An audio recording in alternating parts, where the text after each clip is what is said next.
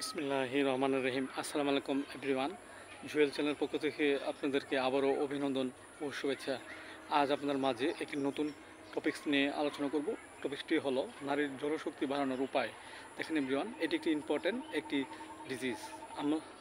আমাদের যৌবনকালে আমরা অনেকেই দেখা যাচ্ছে যে অবৈধভাবে আমরা বীর্যক্ষয় কিংবা অত্যধিক পরিমাণে আমরা স্বপ্নদোষে লিপ্ত হয়। এর ফলে আমাদের অনেক অংশে জনশক্তি কমে যেতে পারে। অনেক সময় দেখা যাচ্ছে যে এই জনশক্তি কমে যাওয়ার কারণে আমাদের মাঝে অনেক সমস্যার সম্মুখীন হয়। সো এভরিওয়ান, এই রোগটি আমাদের মাঝে হলে যে লক্ষণগুলো থাকে তা হলো, এই রোগ আক্রান্ত ব্যক্তিটি যদি যদি অল্পতেই বীর্য বের হয়ে যায় এবং মেলামেশাতে তেমন সুখ পাওয়া যায় না এবং মনে কোনো সুখ থাকে না, এতে করে অনেক অশান্তি সৃষ্টি হয়। এই ক্ষেত্রে আমরা যে ওষুধটি সেবন করতে পারি সেটা হলো নুফালুটিয়া 30। আমরা 2 ফোঁটা করে সকাল বিকাল 2 বার খেতে পারি।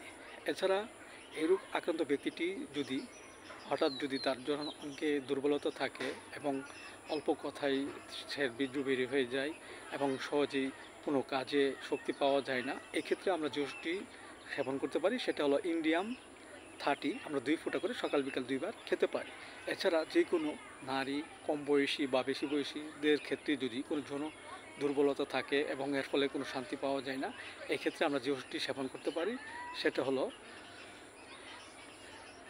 নুফালুটিয়া 30। আমরা 2 ফোঁটা করে সকাল বিকাল 2 বার সেবন করতে পারি। এছাড়া আমাদের ক্ষেত্রে যদি বীর্যজনিত কোনো কারণে কোনো জনশক্তি হ্রাস পায় এবং কোনো মিলেমিশনে সক্ষম থাকে না, এর ফলে আমরা যে ওষুধটি সেবন করবো সেটা হলো টারানা মাদার। আমরা 10 ফোঁটা করে সকাল বিকাল 2 বার সেবন করতে পারি।